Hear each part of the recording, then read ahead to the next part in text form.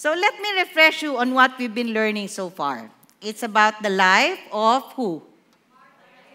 Martha and Mary, the two sisters. Who are they?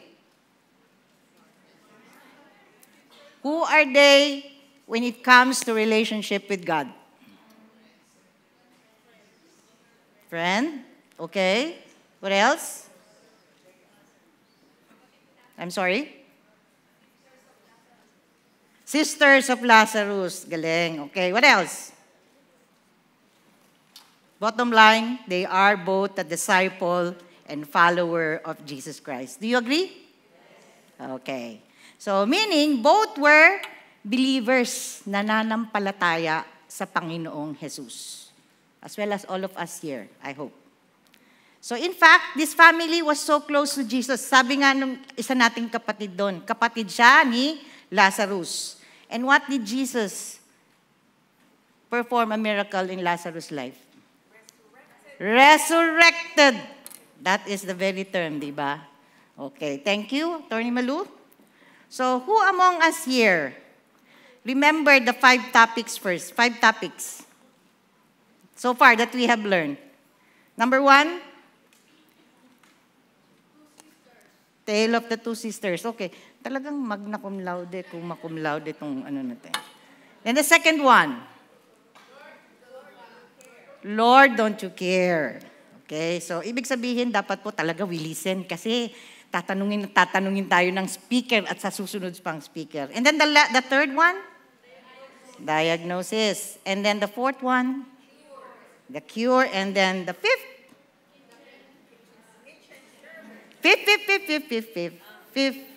kasasabi lang ni Atty. Malu kanina, living room intimacy. And the sixth, yun na, kitchen service. Diba?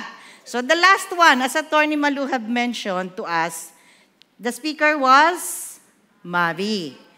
And then the topic that she gave us was the heart of service. It was about just being the role model of what, Jesus being the role model. Remember? She said that. Jesus is being the role model of what kingdom service is all about. For God's glory, not for our glory, or the one giving the service. It's all for God's glory. Do you remember that?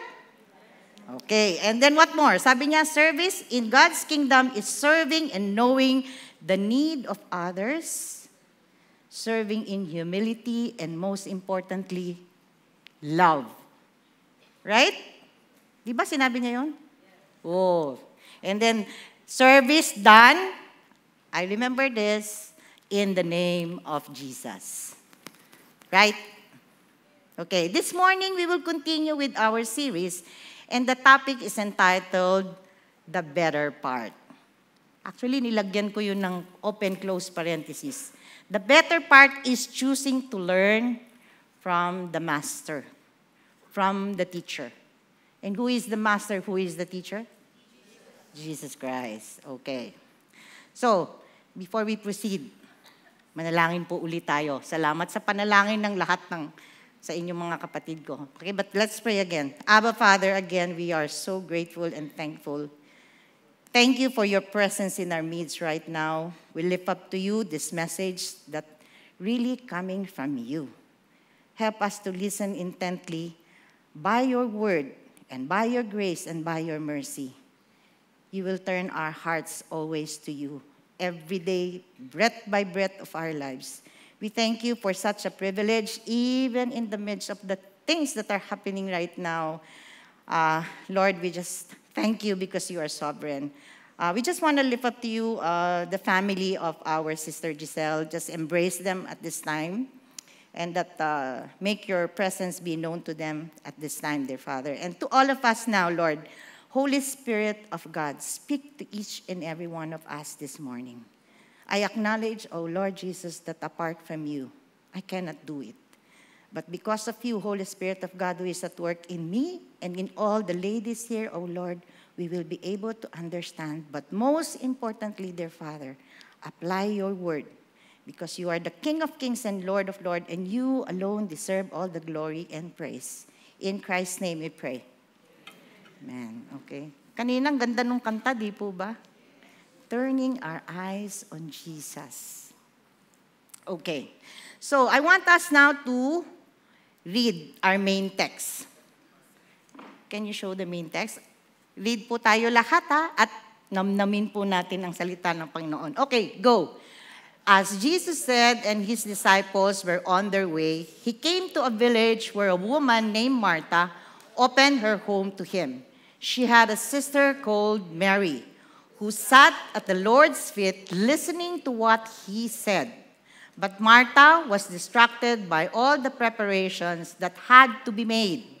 She came to him and asked, "Lord, don't you care that my sister has left me to do the work by myself? Tell her to help me."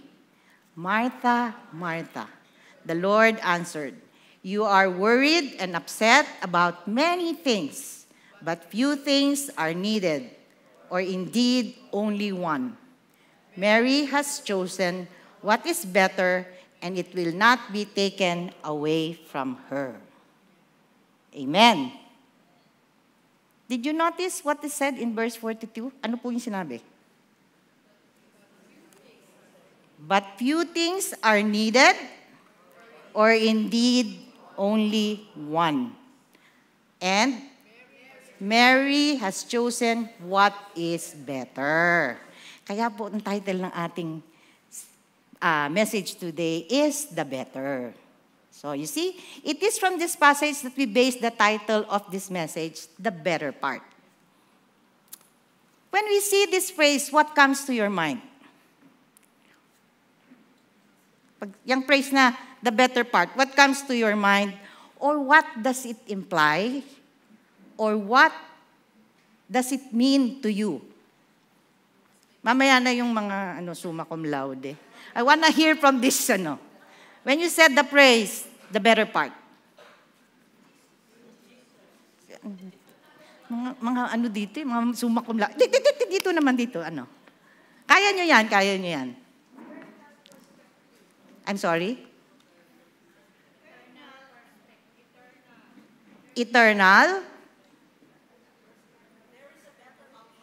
There is a better, okay. Yan. Thank you, my dear Net.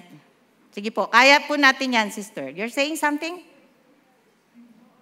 The praise, the better part? Eternal perspective. What else? Okay, sige. To me, personally, it implies a matter of choice or decision or a matter of importance. Di po ba? Kasi the better Okay. One of Satan's favorite scheme in this life, what do you think? Ano yung scheme ni Satan? Very subtle. Magna cum laude talaga. So, life is business, di ba? Okay. The hustle and bustle of everyday affairs of our lives, especially for us women, can lead to a never-ending task and activities and a fully booked daily schedules. Nakaka-relate po ba tayo? Okay. Women even have gotten to take pride of being multitasking. Right? Para tayong multitasking experts. Sino nakaka-relate sa mga multitask? Wow, dun mga kapatid dito. Yan, okay. So it's a badge that we take great pleasure as a mark of being special and efficient. I'm not at all saying that we are a bunch of pretentious, busy people. Hindi naman. Diba? The truth is, there are really a million things to do at work. Saan pa? At home, saan pa? Community, okay, saan pa? At church, okay, our ministry, saan pa? Nakalimutan yung social life. Friends. And then, may nakalimutan pa tayo. May nakalimutan tayo. Relatives. Huwag naman natin kalimutan yung mga relatives natin, hindi po ba? Importante rin yon. And to make it more overwhelming and challenge to us, Consider that we live in a fallen world. Ano pang description ng world ngayon? Aside from fallen. Evil, okay, what else? Wicked, what else? Corrupt, what else? Chaotic, what else? Materialistic, what else? Troubled, right? Burdened with conflict among ourselves and even among our family and our relatives.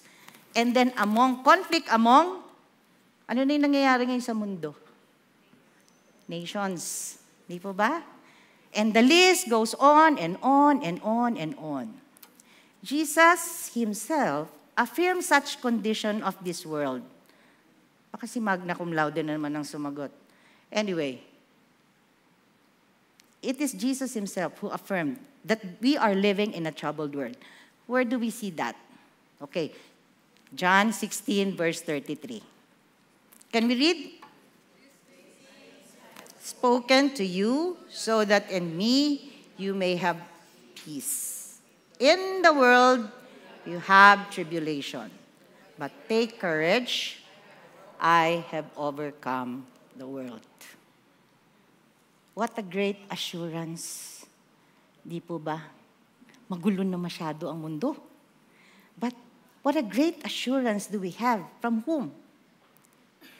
Who's giving the promise? Jesus, our Lord and our Savior. He said, in this world, we have tribulation. But then, He gave a promise. And what is the promise? May promise si Jesus. Where?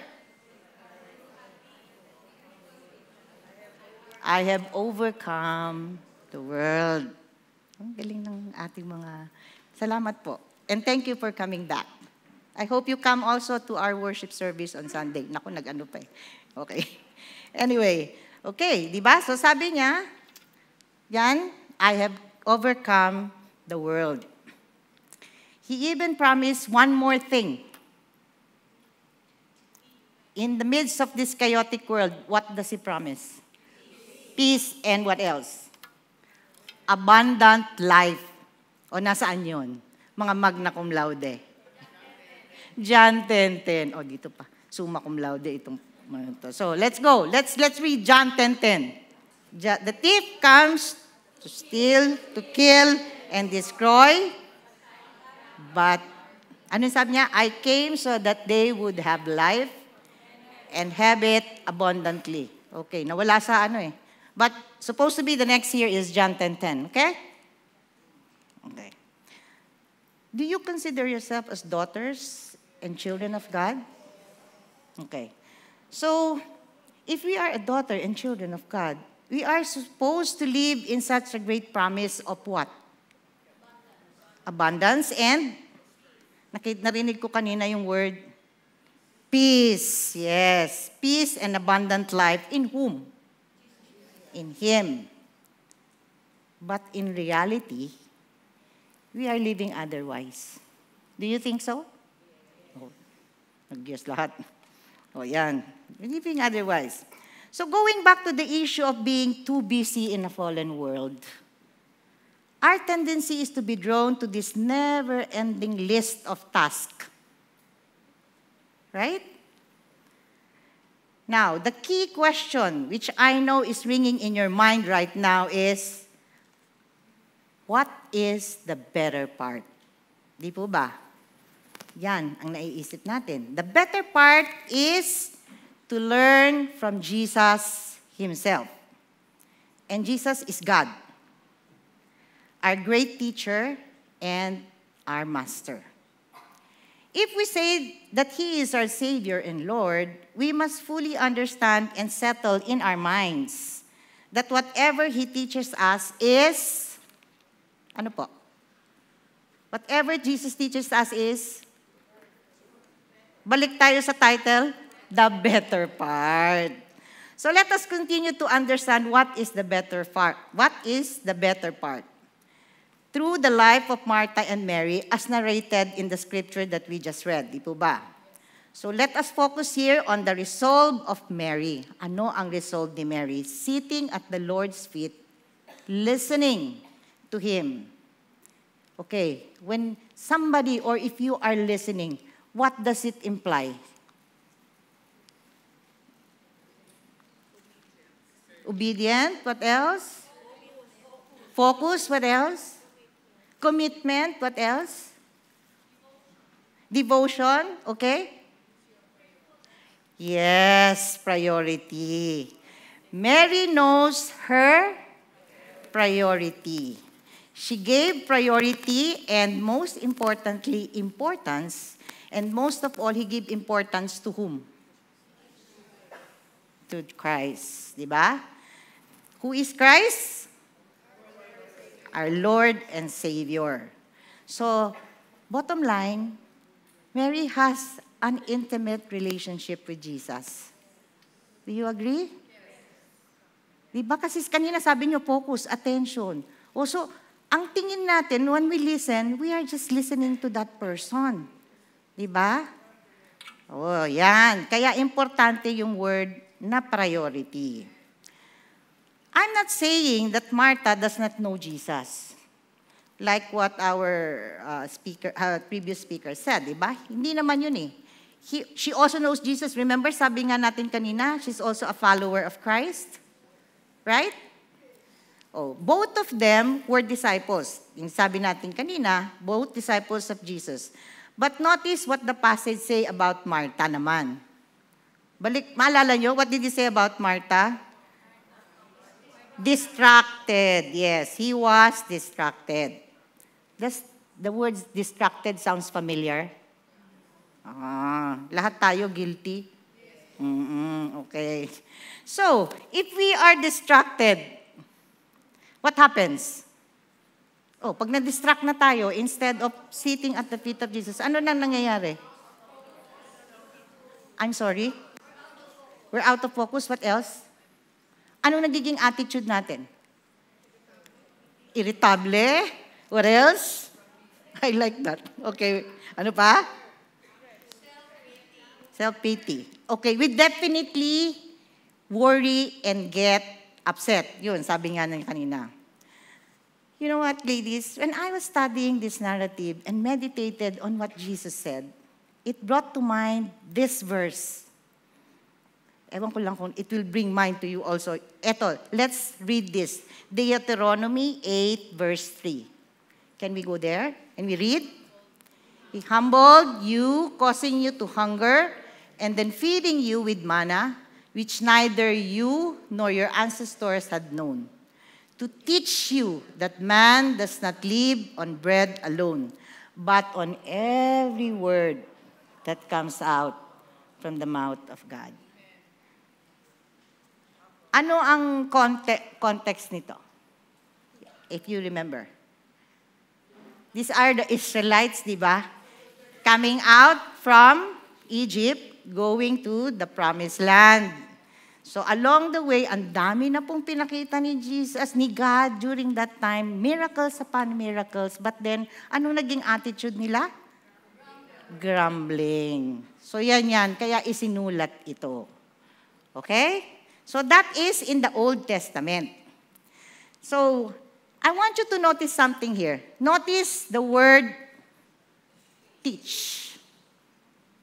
Diba? Anong sabi niya dyan? Teach, diba? To teach you, para po turuan tayo. This was stated in the Old Testament. Now, in the New Testament, Jesus quoted the same verse when he was tempted by Satan in the wilderness after he fasted for 40 days. Saan po yun? Okay, Matthew 4, verse 4. Let's go there. Jesus answered, "It is written, man shall not live on bread alone, but on every word that comes from the mouth of God." Malinaw po ba yon? Okay. What was Martha's concern? Ayan. Cooking. Pagkain na naman, di ba? Lahat tayo ganyan. So, She was really preoccupied with the preparation and serving of food. Right? There is nothing wrong with Martha's concern. Siyempre, magugutom rin naman tayo, di po ba? So, kailangan din. We are all, remember, we are all created in the image of whom? Of God. But we have different roles. We have different roles to play. If you're single, anong concern natin? Your concern is for your sustenance and that of your immediate family members. If married, you have a multiple role. As what? As a wife, as a helper, as a mother to your children. Ano pa? All around. Multiple roles in your career. If you are still a career woman here, medyo excuse na tayo dyan. Nasa elderly side na tayo. Okay? Your ministry and your own personal needs. We all have our own personal needs. More so for single parents. Mas mahirap po sila, di ba? Double. Double role, father and mother. That's why I salute to the single parents here, which I know one. Dito, ang aking kaibigan. And to top it all, think of the widows also and the orphans and the naku, nakalimutan. Nakatayo ngayon sa harapan nyo, golden lady. Di ba? Golden ladies. So, golden ladies. Overwhelming, isn't it? It's so overwhelming. Life is so challenging. All of us are like Martha, whether we like it or not. If we say we are the redeemed daughter of God, disciples of Jesus, and claim to say that Jesus is our Savior and Lord, we better learn to pause and listen to Him. Yeah? Even in the midst of our busyness, we have to learn to pause and listen to Him so that we can truly experience such peace and abundant life in the midst of our overwhelming task. Mary perfectly understood her priority. Sabi nga natin. And what is important? I can only surmise from the passage that to Mary, this was like once-in-a-lifetime moment of being with whom? With Jesus, di po ba? During that time, talagang face-to-face sila. Di ba? Tayo now, by faith. Okay? So, kung titignan natin, talagang excited si Mary lagi. So she decided to forget everything pag dumating si Jesus. And she chose to sit at the feet of Jesus. And what does she do? She intently listened. Intently listening to Him. Oh, eto. Question na naman. Now I have a question for us. How do you listen to Jesus? Okay? Itong magna cum laude. Prayer, ano pa? Dito naman. Doon naman sa dulo, ano po? How do we listen to Jesus? Reading the Bible. Okay, what else? Worship, what else? Quiet time, devotional. What you are describing here are spiritual discipline. Yan. You are describing actually spiritual discipline. So, we're supposed to have that kind of spiritual discipline, di po ba? To be a way of life for all of us.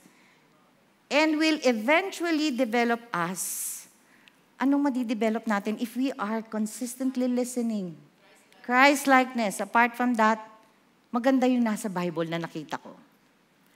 1 Corinthians chapter 2, verse 16. It brought to mind this. For who has known the mind of the Lord so as to instruct Him? But we have the mind of Christ. Like what you said, we develop Christ-likeness. If we soak ourselves in the Word of God, we develop Christ-likeness, which is the one that will really, anong madidevelop yan if you are Christ-like? When you have the mind of Christ, anong madidevelop? you can share the love of Christ.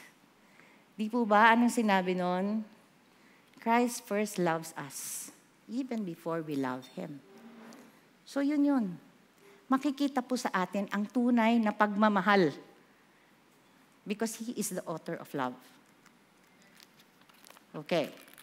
What more could we ask if we said that we have the mind of Christ? Ano pa? Diba? Pag na-develop natin yan, what more?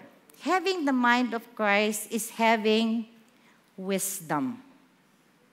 Right? Wisdom. So, His instruction to give priority and importance to His word is with utmost significance because it will produce in us, eventually, producing faith in us. Yan. I was reminded by my son John when he said, Mom, faith is not a noun. What is faith? It's a verb. So true, right? Okay, bakit ko nasabi yun? Let's go to Matthew 6, verse 33. What is written in Matthew 6, verse 33?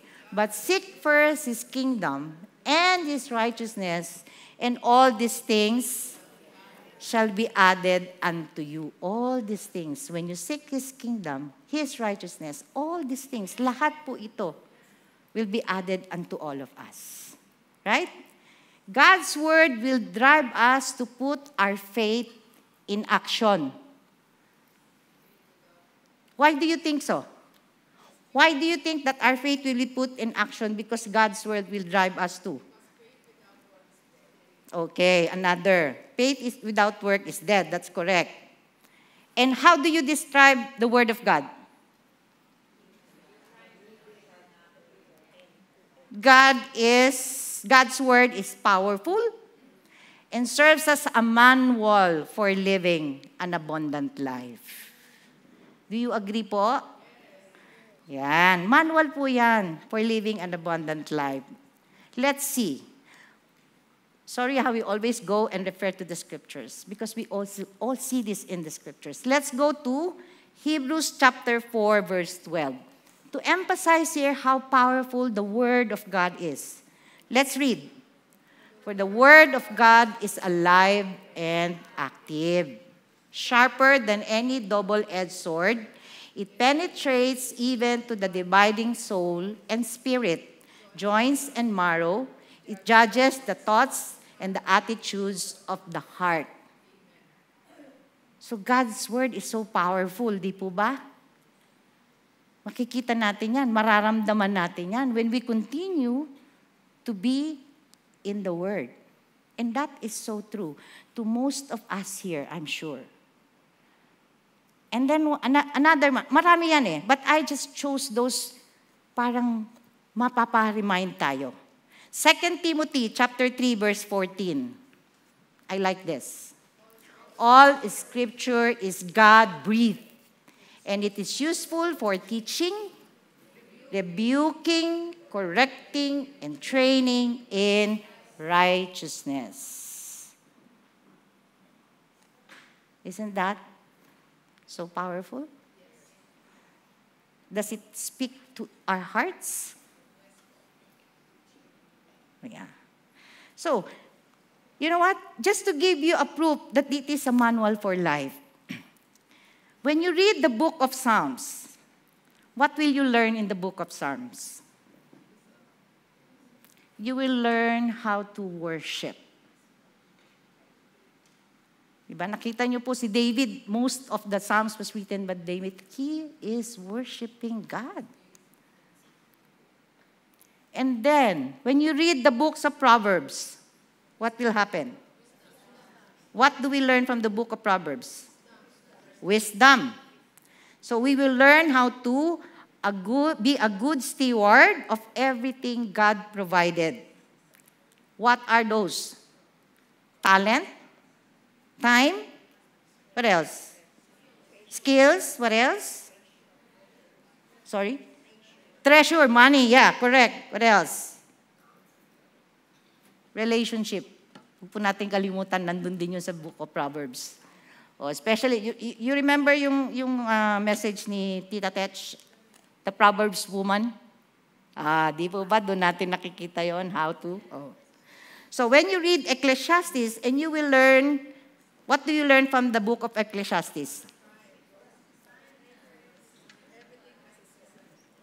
Okay, you will learn the deeper meaning of life. Kasi napagdaanan lahat ni ano yun, di ba? Ni Solomon. And much, much more. However, there's a warning though, that I pray really we will all take heed of that, of this warning. And where do we find that? Let's go to Matthew chapter 7, verse 21 to 23. Let's read. Not everyone who says to me, Lord, Lord, will enter the kingdom of heaven, but only the one who does the will of my Father who is in heaven.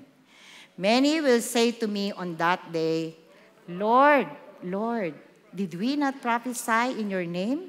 And in your name drive out demons, and in your name perform many miracles? Then I will tell them plainly, I never knew you. Away from me, you evildoers. So anong nakikita natin dito? It's a stern warning, right? It's a stern warning to all of us that obedience, what does it take? Obedience to the will. Obedience to the will, ang nakalagay yan, the will of God. So if we say we know the Lord, but if we fail to obey His will, then what will happen? God will disown you. One may know the word of God, and one may know who God is, but his trust remains in himself for doing good, trying to earn merits to enter His kingdom. So it's clear from what Jesus said that such a person will not enter His kingdom. I never knew you. He knows who God is. And He does good things. He does everything good. But He's doing it on His own merits, doing good works. That's why salvation is by grace alone in Christ, by faith alone in Christ alone. Paulit-ulit po yan. From the book of Genesis until Revelation, it's all faith. Right? So, that is a stern warning. So let us all in humility ask the Lord to open our heart and test it. Why? Because in the scripture, it is so clear. Let's read Jeremiah chapter 17, verse 9. The heart is deceitful above all things and desperately sick. Who can understand? Who can understand and who knows us better? Jesus, di po ba? Why? Because He is God. Why? Because He is the one who created us. So He is the only one who knows what's in our heart. Correct? It's only Jesus, God Himself, who can purify our motives and bring us to repentance. It is the work of God, the work of the Holy Spirit that will bring us to repentance. If we have a true repentance, who caused that? Si Jesus pa rin. Si God pa rin. Si Holy Spirit pa rin. Not because of us. He is the one who will drive us to repent and to understand and to purify our hearts. We are instructed also in God's Word not to grieve the Holy Spirit of God. Because if we have Jesus in us, ano pong nangyayari pag medyo nagkakasala tayo? Nakukonvict. Di ba po? Nakukonvict po tayo. So kung nakukonvict po tayo, ibig sabihin nasa atin si Kristo. Nasa atin ang Holy Spirit. Okay. So, actually, let us all be accountable first to Jesus. And then to whom? Aside from being accountable to God, to who else? Family members, correct? Kasi sila yung acid test eh. Because our family members are so close to us. They are the one who knows us personally, di ba? So pag medyo sumasablay tayo, marunong tayong humingi ng tawad sa kanila. Correct? Okay, who else that we have to be accountable for? Mentors. I'm sure all of us here, or D group leaders, our mentors, brothers and sisters in Christ. When sinabing brothers and sisters in Christ in God's kingdom, that is the church, the body of believers. Okay, so we have to be accountable also to them. Okay, because they're the one who can help us, di po ba? Yes, Jesus will gonna help us. His word will gonna help us. But we also need a human flesh to teach us also, to rebuke us, to encourage us.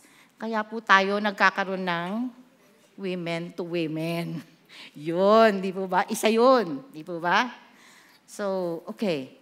In my own experience, throughout the season of my life, only by God's grace, I can say that choosing to have a merry heart has so far led me to be grateful and thankful and worship even in the midst of my adversary. Because you and I, we're gonna have our own adversary, di po ba? I hope you remember my previous testimonies about continually being in the Word of God and dependent on Him. I don't know if you can remember when I shared my testimony about my struggle of waiting to have children. And He gave us, by His grace, wonderful twin boys after 5 years pa. Nag-intay pa po kami. Okay? And then also my struggle with depression. I know somebody, depression, and I'm battling it in the Word of God. And by His grace and mercy, I was healed.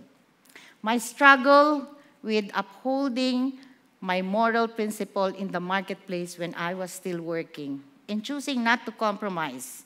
And by God's divine grace, protection, and providence, He enabled me to rise above such challenges. And my struggle on what will happen to my son, who got COVID in a foreign country, miles and miles away from us.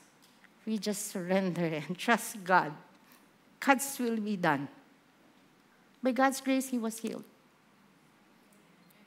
And meron pa rin. I still, habang nandito po tayo sa flesh, we will still struggle, all of us. We still encounter challenges in this fallen world. But by God's grace and mercy and love, what do we have? Hope. Thank you, sister. That the word hope. That even though we are weak, the strength of our Lord Jesus Christ and the work of the Holy Spirit in us will allow us to experience the peace that surpasses beyond human understanding and the life of abundance as long as we continue to seek Him. We continue to seek Him all the remaining days that God has given us, and also with the anticipation of His coming again. Now, there's the important question ngayon on how you and I can continue seeking God like Mary sitting at the feet of Jesus, learning and listening to Him daily. I want us to consider, we were given in the book, may book tayong nire-referan din with our messages, and that is Mary in a Martha's World. Hustle and bustle in Mary in a Martha's World. I want us to consider these three principles that was mentioned in this book, having a merry heart in a Martha world, which for me are so useful and helpful. By God's grace only, I was able to apply these principles on how to sit down and listen to Jesus like Mary did. So, application time tayo dito. Initially, As a young believer, I was challenged during our discipleship class under our senior pastor, Peter, when he requires us to read our Bible from Genesis to Revelation on a yearly basis. Lagi pong challenge yun sa amin noon when I was attending his discipleship class. We were really challenged to read that. And from then on, by God's grace, I was able to sustain reading the Bible and eventually progress to studying the scriptures. Ito na po yung tatlong principles na sinasabi, how can we continue to seek and sit at the feet of Jesus? Number 1, I don't know if it's in the PowerPoint, consistency. Okay? Number 1 is consistency. What does consistency entails? Pag sinabing consistent, can you describe? Tuloy-tuloy, ano pa? Habitual? Yeah, that's right. Ano pa? Regularly. Yeah, correct. So basically, it takes discipline to do this. Right? It takes discipline. Investment of time on a regular basis. At first, I make it just as a habit to pray and read 3 chapters a day. Sa book, from Genesis to Revelation. 3 chapters a day lang po, matatapos po natin yon. Try it. Believe me. Yeah, totoo po yun. I do this early in the morning upon waking up, and I remember the example of Jesus himself. In Mark chapter 1, verse 35, I will just read it. Very early in the morning, while it was still dark, Jesus got up, left the house, and went off to a solitary place when he prayed. Here we see, who is the model here? Jesus. He modeled before us a lifetime of having a prayer and quiet time. I want to quote what was written dun sa book. But consistency, after all, it doesn't mean perfection. Consistency doesn't mean perfection. It simply means refusing to give up. I don't know if that was written. No, it was not written there. So I'll read it again. But consistency, after all, doesn't mean perfection. It simply means refusing to give up. Kagaya po ng sabi natin dito, regularly. Okay? When we do it regularly, it is a form of discipline to all of us. It means refusing to give up.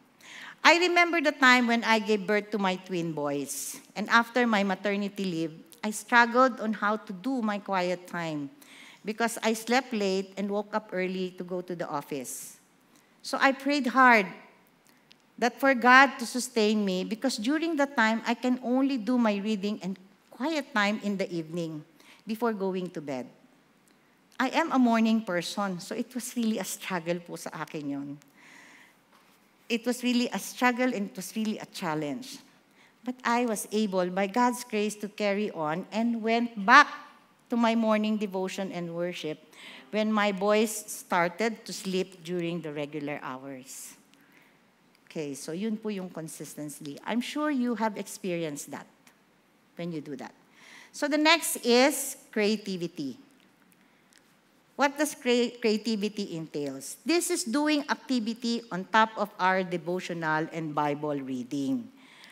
Can you guess when sinabing creativity? Aside from reading, ano pa yung nagagawa natin? Nai-encourage tayo? Aside from how to be creative. Okay.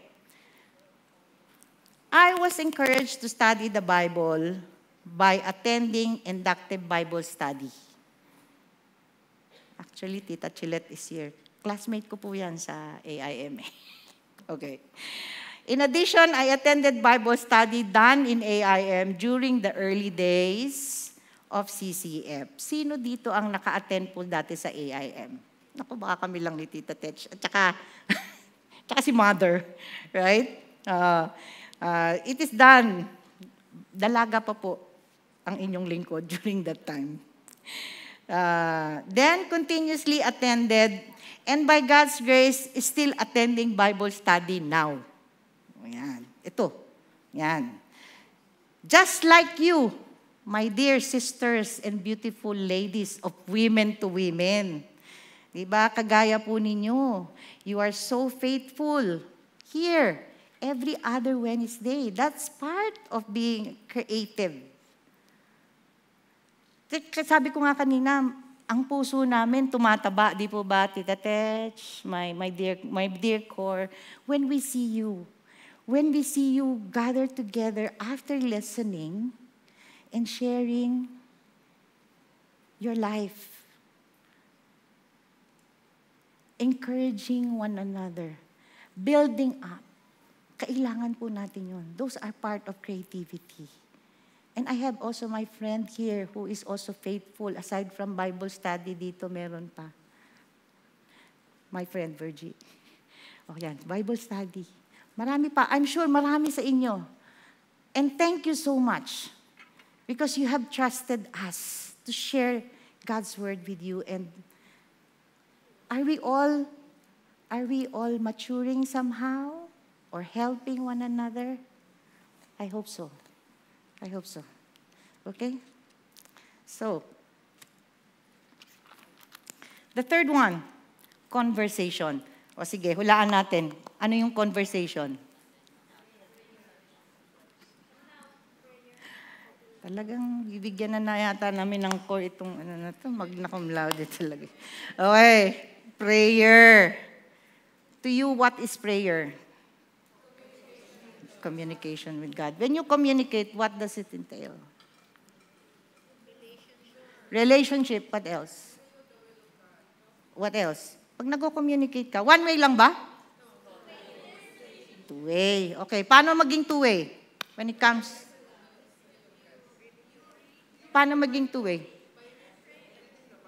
Yes, because when you read, God speaks to you.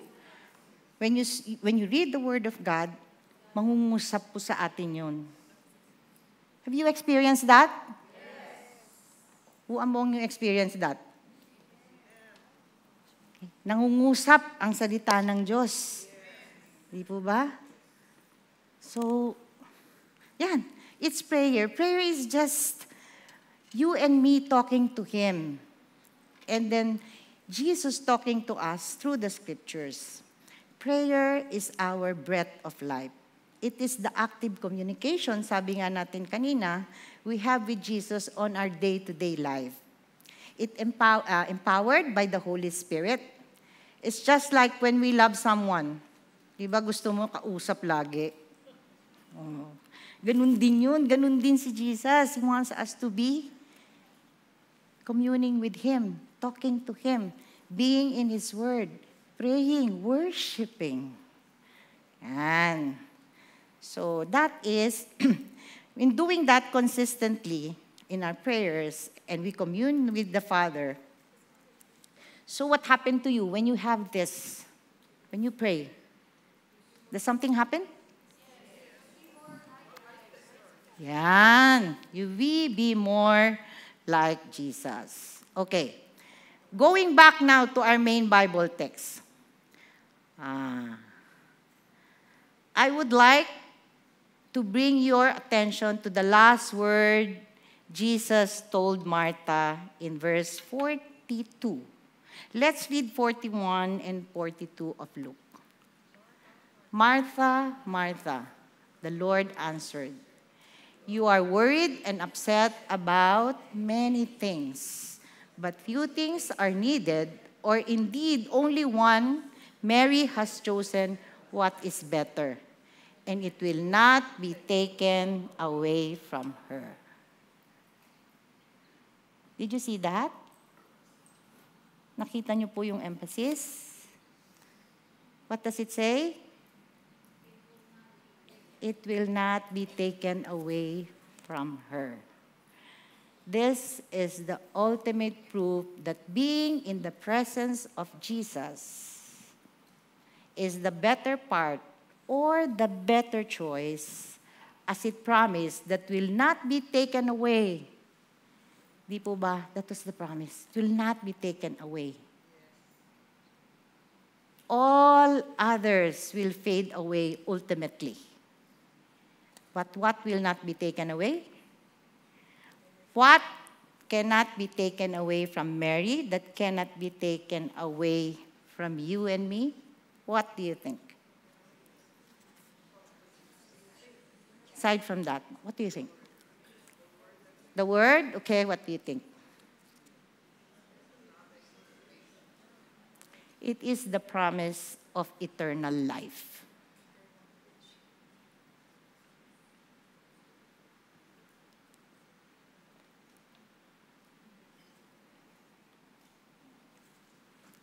And that cannot be taken away. Eternal life with whom?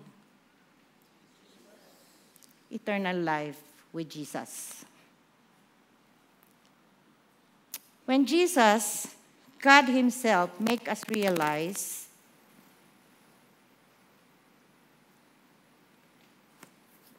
how sinful we are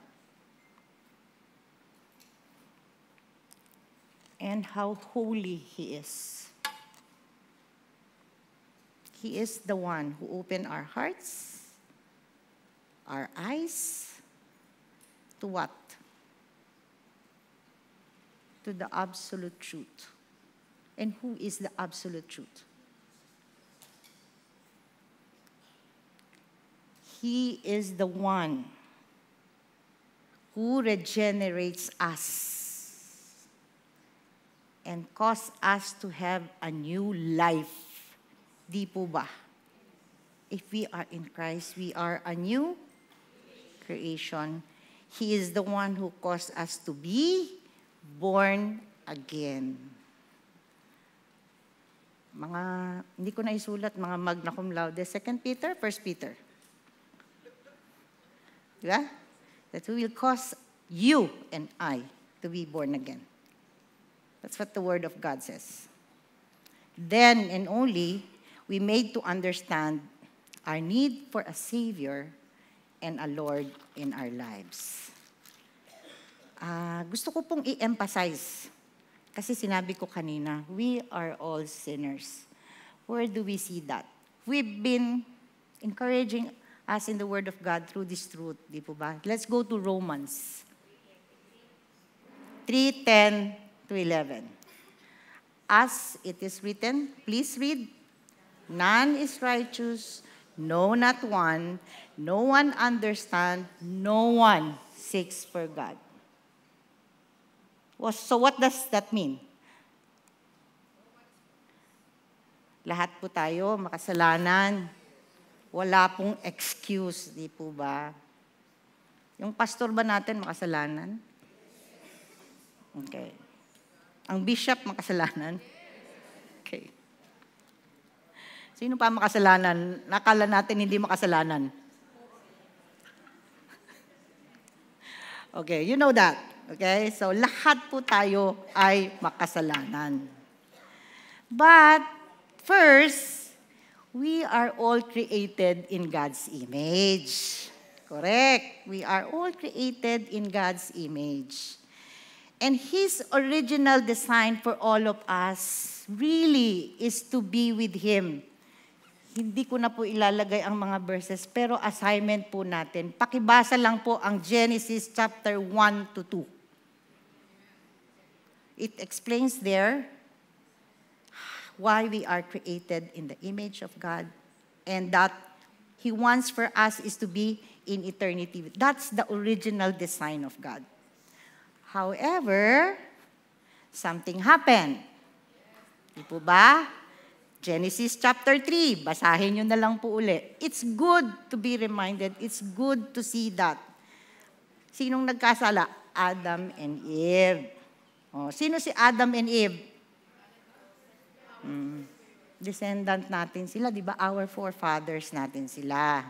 So because of that, Adam and Eve disobey God that caused them to be separated from Him. Yun nga po, nasa Genesis 3. Remember, God is holy. And since we are the descendants of Adam and Eve, sin was handed down from generation to generation. And because of that, we are separated from God because lahat nga po tayo ay makasalanan. Meaning all of us are sinners. If we are all sinners, anong kailangan natin? A Savior and Lord. Okay. God is holy. And despite of our sins, He made a way to reconcile us to Him. Why? He loves us. Where do we see that? Romans chapter 8, verse 5. But God showed His love for us, and that while we were still sinners, Christ died for us.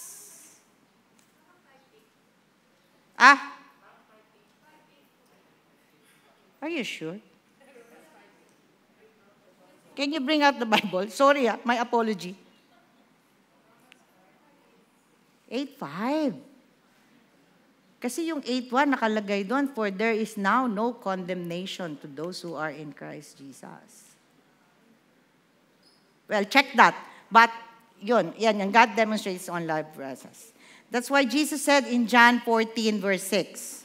Ano yun?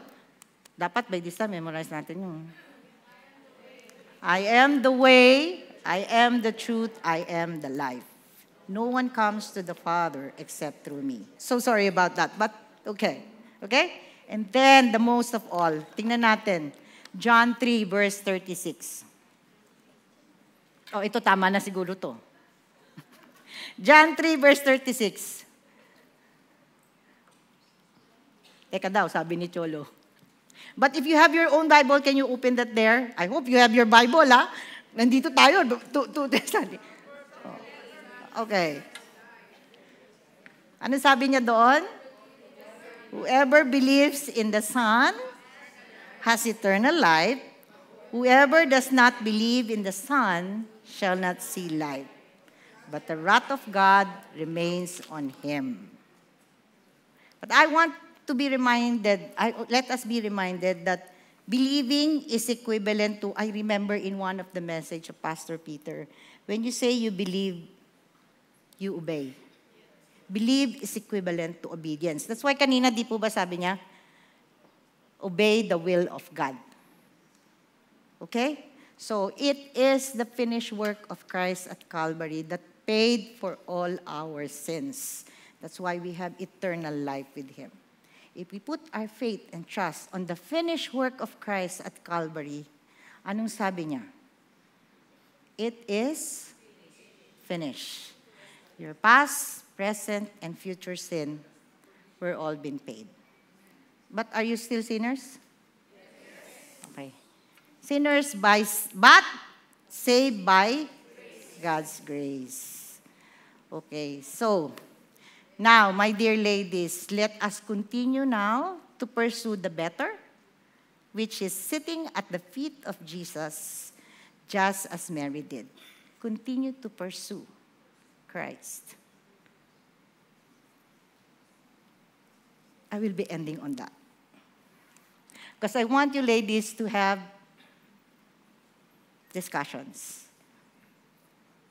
If there are some questions, you can ask your facilitators. Okay? So we end with that. Pursue Jesus, sitting at the feet of Jesus. Let's pray. Oh, Abba Father, we are so grateful, humble, and reminded how sinful we are and how gracious you are. You came in the form of flesh in order to give salvation to all those who believe and obey. Father, give us a heart that truly love you because you first love us. And help us always to respond in humility. Every day, Lord, we face challenges, but thank you for the hope. When you resurrected, you proved that you are God and that we have hope. In this troubled world, dear Father, indeed we will face trouble. But as you have promised, you have overcome the world. And your peace in our heart will allow us to keep on moving, to keep on living, to keep on breathing until the day you call us or when you come. But Lord, our prayer indeed in our heart, O Lord, is we know you personally. And that when you call us home, you will say, "Well done, my good and faithful servant." To God be the glory.